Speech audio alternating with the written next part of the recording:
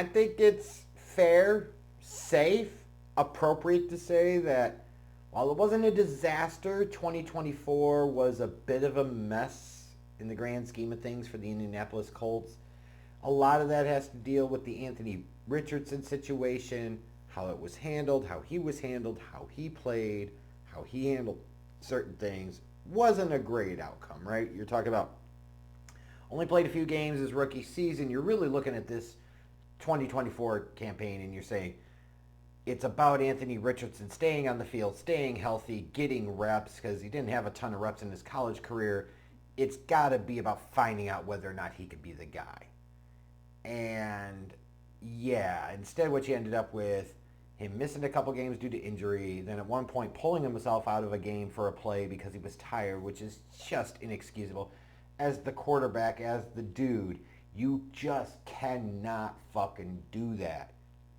If you're dinged up and hurt or injured, maybe different conversation, right? But because you're gassed, you're winded, you're tired, that can never ever happen. But then the Colts sit there inexplicably in my mind. I know he wasn't playing well, but in a season that's supposed to be all about finding out whether or not he could be the guy, they bench him and put Joe Flacco in, and then Flacco really doesn't do much better. And you're like, well, what was the fucking point there? And meanwhile, it always felt like Shane Steichen, the Colts staff, weren't really designing their offense around what Anthony Richardson does or can do or what's suited to his game. Just a bad mix of stuff there, right?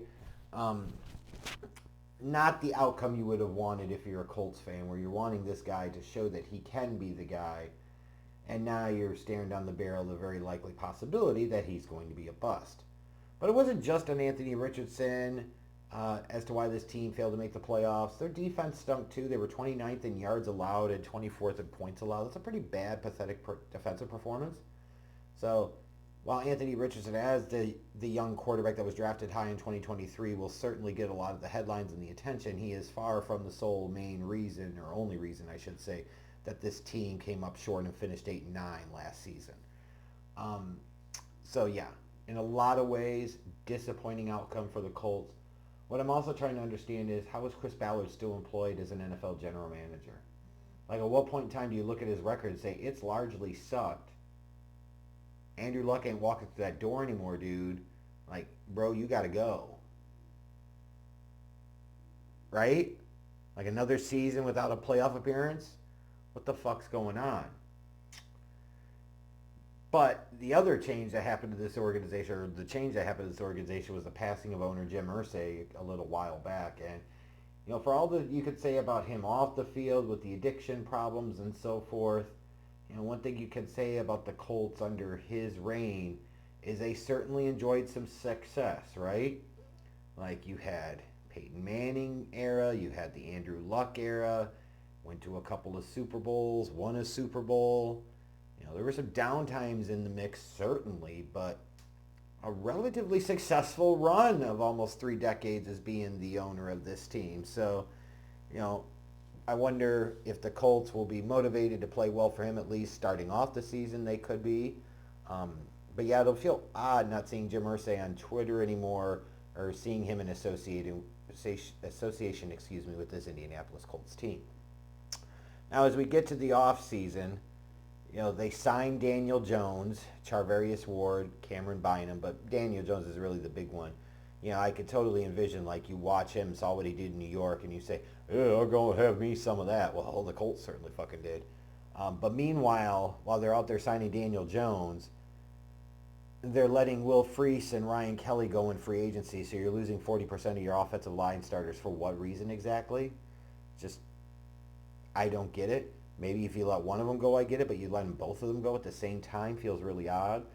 Dayo Odenyingbo, he went to the Bears in free agency. I get that for the Colts. You don't want to overpay for a mid-tier edge rusher. They also lost DJ Speed and Julian Blackmon, so there were some notable losses on this team, on the offensive line and on their defense. They looked to the NFL draft to address some holes. Tyler Warren was taken at pick 14. Looking to bring him in as being like another weapon in their passing game. And a dynamic they really didn't have. They've been trying to get by the past couple of years with guys like Mo Alley Cox, but they're not that level of tight end, right? You're looking at Tyler Warren to be a game-breaking, difference-making type of receiving threat. Then JT Tuimoloau, the defensive lineman from Ohio State. They drafted him in round 2, add him into the mix for what is actually a pretty good defensive line unit already. They drafted Justin Wally in round 3. Unfortunately, he tore his ACL and now he's out for the season. We'll see how much tick DJ Giddens gets. He was a day 3 pick for them at running back. I liked him coming out of college. I think he'll have a chance to contribute a little bit if he gets some opportunities. But when you look at this draft class overall, you would expect most reasonably that at most they're going to get contributions from 2 players this year, and you wonder just how much contributions they're going to get from Warren and JT. As I look at this roster, biggest strengths, I start with the running game. Jonathan Taylor, obviously, big time back. But beyond that, whether it's Daniel Jones or Anthony Richardson that's starting, and we all know who is starting to start the season, which is dumb, they're going to be able to run the football and probably run the football pretty well. So that's a good place to start. Their defensive line, you've got DeForest Buckner, Kwity Paye, Grover Stewart, Laiatu Latu. That's a pretty good front 4. Like a lot of teams would be happy with having that front 4 to anchor their defenses. And then I look at the receiving core depth. While I don't think they have like a difference maker, a game breaker, a big time star that teams have to account for, they're pretty solid. You got Michael Pittman, Josh Downs, Alex Pierce, Tyler Warren, who they just drafted, Adonai Mitchell, who was a last year's draft pick. That's a pretty deep receiving core. So they've got guys that can make some plays at least, but like I said, they don't have the dynamic game breaker or difference maker. But when you look at the roster overall, it's still a strength of this team.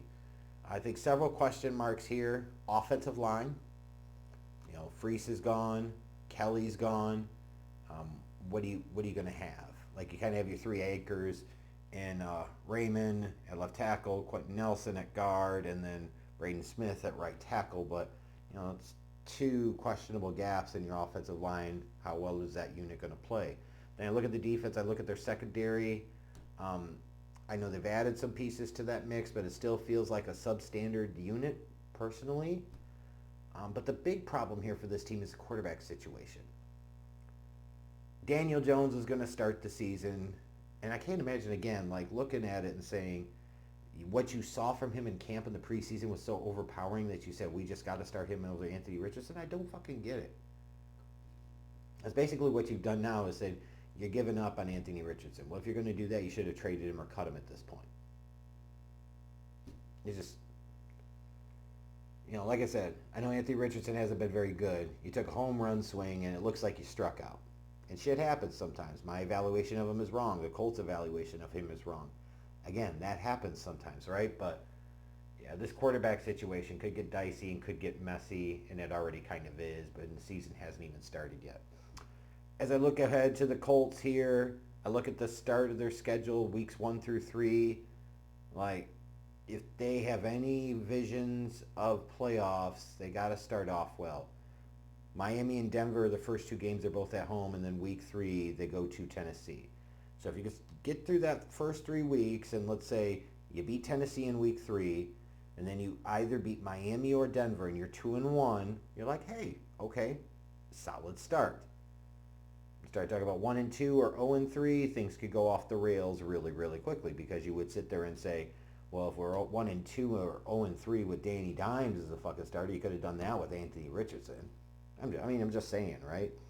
Then you look at weeks 5 and 6. Here's a chance potentially to pick up a couple of wins. If they want to be a playoff team, they've got home games against both the Raiders and the Cardinals. Those are 2 teams that would be kind of on a maybe similar tier with these Colts. So if they have, again, any visions of the playoffs, they got to take care of business early. And you look at the last 6 weeks of their schedule, they host Houston, they go to Jacksonville and Seattle in back-to-back weeks, then host San Francisco and Jacksonville before closing out the year at Houston. Be a critical stretch there, 3 to 4 divisional games.